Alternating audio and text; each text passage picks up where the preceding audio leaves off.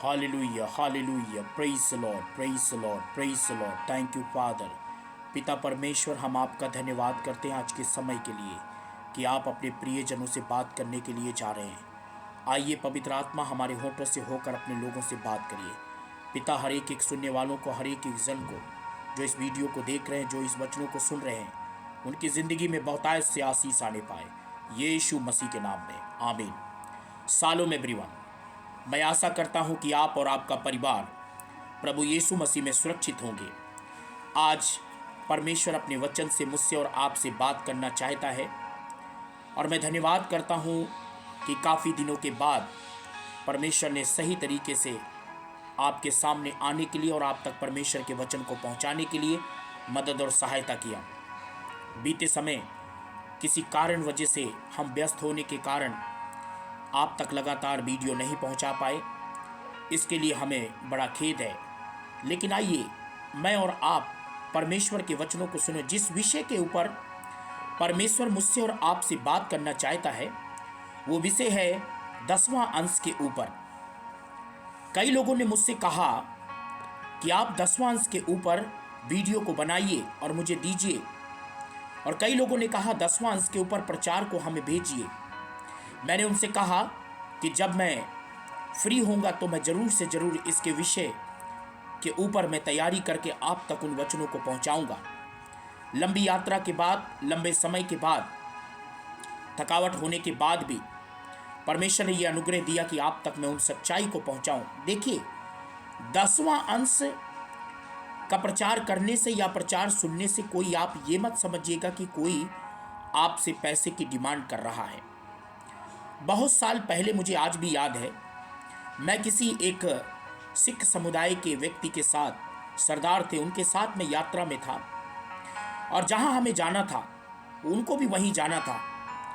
और जब हम उस शहर में पहुंचे काफ़ी रात हो चुकी थी, तो उन्होंने मुझसे कहा कि क्यों ना हम दोनों एक ही होटल में रुक जाएं, इससे पैसा भी कम लगेगा और आराम से हमारी रात भी कट जाएगी। मैं बहुत जल्दी तैयार हो गया क्योंकि वो एक अच्छा व्यक्ति था।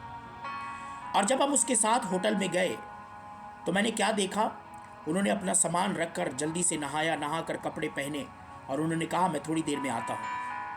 आज वो वापस आए तो मैंने उनसे पूछा, श्रीमान जी आप कहाँ गए थे? उन्होंने कहा मैं गुरुद्वारे गया था। मैं मुस्कुराने लगा। मैंने कहा आपने क्या प्रार्थना की, आपने आज क्या मांगा? उन्होंने कहा मांगा नहीं, आज की इसी तारीख को मैं अपना 10वां अंश गुरुद्वारे में देता हूँ, गुरु के भंडार में देता हूँ। मैं थोड़ी देर उसे देखने लगा और देखने के बाद मैंने उससे पूछा कि 10वां अंश क्यों देते हैं? उसने कहा हमारी उन्नति के लिए, हमारी ज़रूरत पूरी करने के लिए, और जब हम देते हैं तो हमारी बढ़ोतरी होती है। इस बात को सुनते ही मैं थोड़ी देर सोचने लगा, और यही बात अगर हमारे मसीहों को अगर प्रचार की जाती है तो वो तर्क करने लगते हैं कि वो तो 10वां अंश मांग रहे हैं। देखिए, 10वां अंश अपनी कमाई का देना चाहिए, नहीं देते हैं तो आप चोर हैं। बाइबल में लिखा है निर्गमन उसकी 20 के 15 में, तू चोरी न करना, ये एक आज्ञा है। और इफिसियों 4 के 28 में लिखा चोरी करने वाला फिर चोरी ना करने। लेकिन आज के समय 80% मसीही लोग अपनी कमाई का जो 10वां अंश होता है उसकी चोरी करते हैं, ईमानदारी से नहीं देते और बहाना बनाते हैं कि वो तो मांगते हैं। हर ग्रंथ में, हर धर्म में जब आप देखेंगे तो वहाँ पर 10वां अंश के विषय में लिखा हुआ है। रामचरितमानस में भी इस 10% टाइप के बारे में लिखा हुआ है। कुरान के अंदर भी 10% टाइप के बारे में लिखा हुआ है। बाइबल में भी 10% टाइप के बारे में लिखा हुआ है। यदि आप नहीं देते, आपको मैं बताना चाहता हूँ कैसे हम 10वां अंश की चोरी करते हैं। मलाकी 3 के 8 में परमेश्वर कहता है तुम मुझे धोखा देते हो, फिर पूछते हो हमने किस बात में तुझे लूटा है? 10वां अंश के विषय में। जब आप नहीं देते तो आप चोरी करते हैं। जो देना नहीं चाहता वो बहुत बातें बनाता है और बड़े कानूने झाड़ता है और बहुत तर्क करता है ताकि उसको देना ना पड़े और देने से बच जाए। ऐसा व्यक्ति चोर है और वो परमेश्वर के हिस्से को भी खा जाना चाहता है। मैं आपको एक बात बताना चाहता हूँ, 10वां अंश किसका है? बाइबल में लय व्यवस्था 27 के 30 में लिखा है सारा 10वां, चाहे भूमि का फसल हो, चाहे पेड़ों के फल हो, चाहे हमारी आमदनी हो, सब परमेश्वर का है और परमेश्वर के लिए पवित्र रहना चाहिए। बाइबल में लिखा चोरी करने का परिणाम भी है जब आप नहीं देते, चोरी करते हैं, तो बाइबल में लिखा है तुम पर श्राप आ सकता है, तुम्हारे काम रुक सकते हैं, असफलता को देख सकते हो। ये वीडियो बनाने का जो मकसद है ये नहीं है कि आपसे कोई डिमांड करने का, लेकिन आपकी आशीषें ना रुक जाएं, इसीलिए आप अपने 10वां अंश के प्रति वफादार रहने की जरूरत है। अपने 10वां अंश को वहीं दीजिए जहां परमेश्वर का वचन कहता है, और 10वां अंश के बाद जो आपका पैसा बचता है वो आप जहां मर्जी उड़ाइए, जिसको मर्जी दीजिए, लेकिन 10वां अंश के साथ आप छेड़छाड़ नहीं कर सकते। आगे लिखा है 10वां अंश देने पर प्रभु क्या करता है। लिखा है मलाकी 3 का 10 और 11, ऐसा करके मुझे परखो, मैं आकाश के झरोखे खोलकर तुम्हारे ऊपर आशीष की अपरंपार वर्षा करता हूं कि नहीं। जब तुम अपना सारा 10वां अंश मुझे दोगे तो तुम्हारी नाश करने वालों को घुड़कूंगा।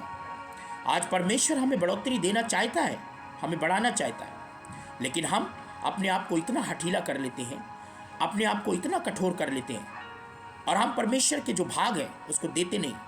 और जो लोग नहीं देते, मैं सीधे कहना चाहता हूं उनसे बड़ा कोई चोर है ही नहीं।